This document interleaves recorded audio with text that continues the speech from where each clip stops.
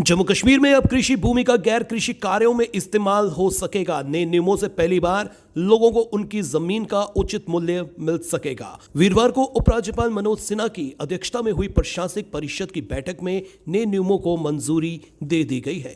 कृषि भूमि के इस्तेमाल में बदलाव की मंजूरी संबंधी फैसले का उद्देश्य अनाज की पैदावार को बढ़ावा देने के साथ साथ औद्योगिक और सर्विस सेक्टर को भी बढ़ावा देना है, ताकि रोजगार का सृजन भी हो सके।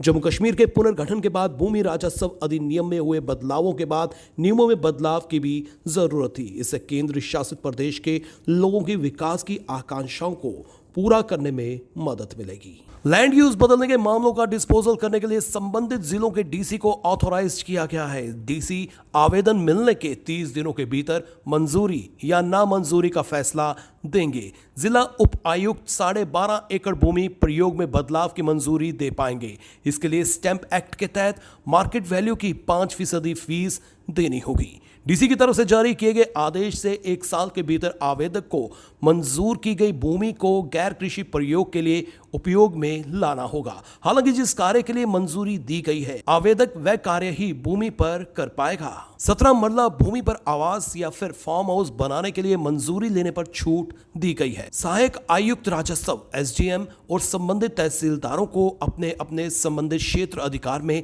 इंप्लीमेंटेशन की निगरानी की जिम्मेदारी दी गई है।